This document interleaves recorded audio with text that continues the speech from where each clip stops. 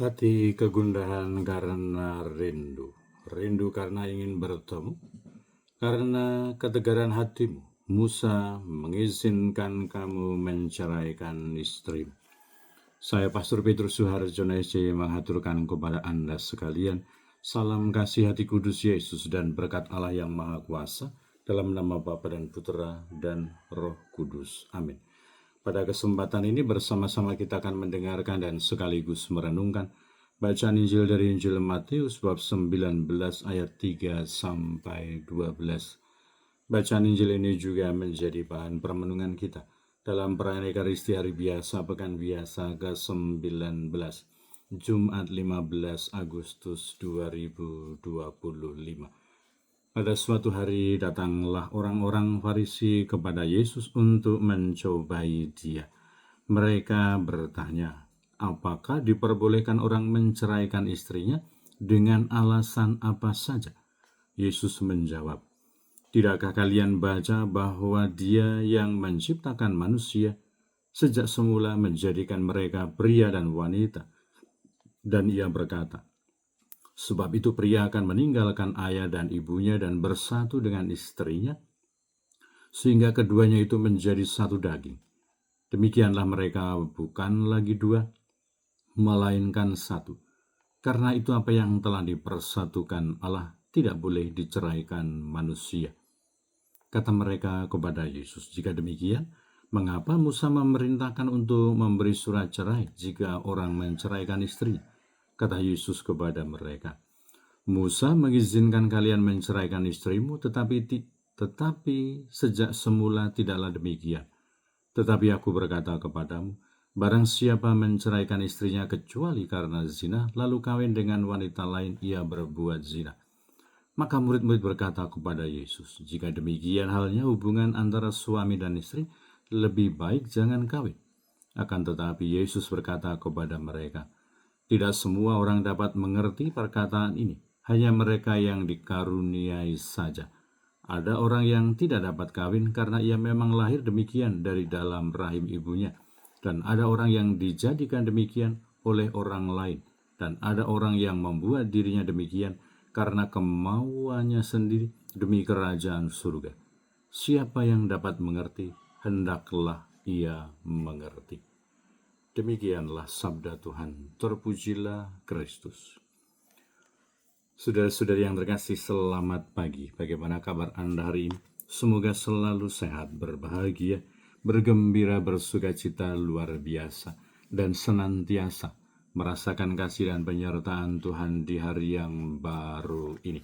Semoga Anda sekalian, kita semua tetap setia dan tekun, saling mendukung dan mendoakan satu sama lain, supaya kita diteguhkan dalam iman, dikokohkan dalam harapan kita, dan dikobarkan dalam kasih kita kepada Allah dan juga kepada sesama.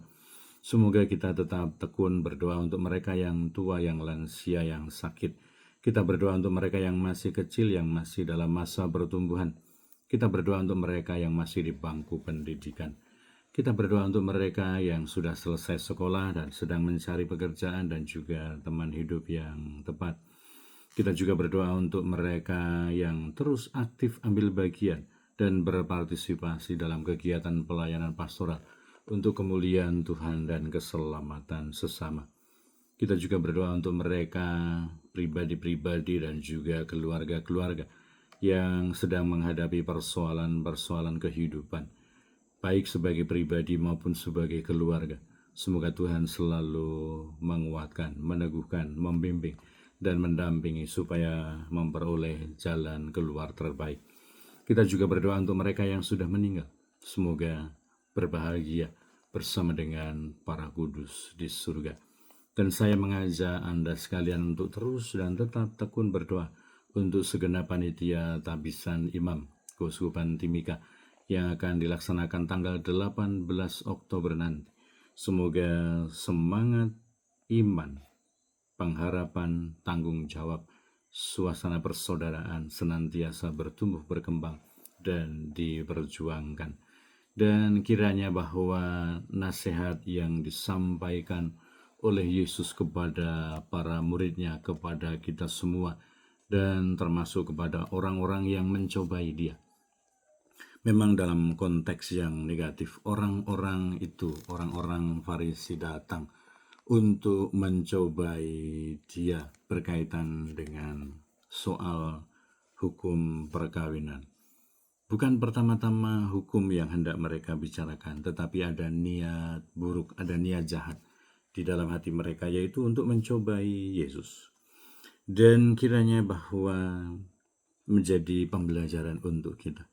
Semoga kita tidak mengembangkan pikiran dan niat jahat di dalam diri kita. Kadang-kadang mungkin pikiran dan niat jahat itu melintas, ada. Karena mungkin situasi, karena keadaan, mungkin karena komentar-komentar sakit hati, dan mungkin apa yang kita alami. Tetapi semoga itu tidak kita pelihara, tidak kita tumbuh kembangkan. Semoga kita memiliki hati seperti hati Allah, memiliki pikiran seperti jalan Tuhan, sehingga pikiran-pikiran negatif, niat-niat jahat itu kita singkirkan, kita jauhkan dari dalam kehidupan kita. Dan kiranya bahwa apa yang dilakukan oleh Yesus, sesuatu yang sangat inspiratif, yang sangat mulia, bahwa situasi negatif, niat orang-orang untuk mencobai dia, justru digunakan oleh Yesus untuk membuat sebuah pengajaran dan penegasan tentang hakikat perkawinan. Sejak semula tidaklah demikian, Yesus mengatakan. Karena bahkan dalam perikopa yang lain dikatakan, karena ketegaran hati mula. Tetapi sejak semula bahwa Allah atau Dia yang menjadikan laki-laki dan perempuan, mereka dipertemukan, dipersatukan menjadi satu daging. Dan kiranya bahwa hukum atau prinsip perkawinan yang sebenarnya ditegaskan oleh Yesus berdasarkan menyikapi situasi pencobaan yang dilakukan oleh mereka juga menjadi inspirasi untuk kita. Situasi-situasi negatif, pribadi-pribadi yang kadang-kadang mau seolah-olah menggoda kita jatuh ke dalam dosa atau mungkin mencari-cari kesalahan kita. Semoga kita mampu untuk menyikapi dan justru mengajak kita semua untuk semakin dekat dengan Tuhan, mengenal ajaran-ajaran iman, mengenal jalan Tuhan, mengenal kehendak Allah di dalam kehidupan kita. Memang tidak gampang, memang tidak mudah bertemu dengan orang yang memfitnah kita, mengejek kita, membuli kita, atau bahkan mencobai kita, seolah-olah kita mau memberi pelajaran kepada mereka supaya mereka kapok, supaya mereka bertobat. Tetapi semoga apa yang dilakukan oleh Yesus menjadi inspirasi, menjadi peneguhan, menjadi penguatan untuk kita. Kita jangan terkungkung, jangan dikuasai oleh situasi dan aura negatif yang ditawarkan, yang dipancarkan oleh mereka yang memiliki niat jahat kepada kita. Tetapi sebaliknya semoga kita mampu membuat penegasan-penegasan, pengajaran iman, dan juga membawa semua orang untuk semakin dekat dengan Tuhan, mengenal ajaran-ajaran iman, mengerti apa yang menjadi sabda Allah, apa yang menjadi kehendak Allah di dalam kehidupan kita. Kita semua sebagai pribadi-pribadi yang beriman dan percaya kepada Yesus Kristus, semoga kita senantiasa mampu untuk menjadikan bahkan situasi yang negatif menjadi lebih baik, menjadi lebih selaras dengan kehendak Allah, sesuai dengan jalan Tuhan. Dan semoga kita semua senantiasa mampu untuk hidup di dalam jalan Allah, senantiasa mengikuti kehendak Allah, senantiasa mampu membuat sebuah disposisi batin dan juga keputusan-keputusan yang mengarahkan kita untuk senantiasa mengasihi Allah, untuk senantiasa mencintai sesama dan menghadirkan kedamaian, menghadirkan cinta kasih, menghadirkan belas kasih, menghadirkan pengampunan Tuhan di dalam kehidupan kita.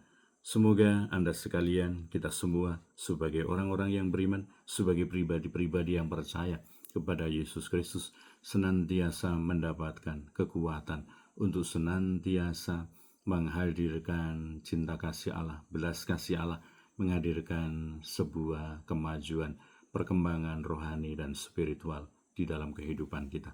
Berkat Allah yang Maha Kuasa, dalam nama Bapa dan Putra dan Roh Kudus. Amin.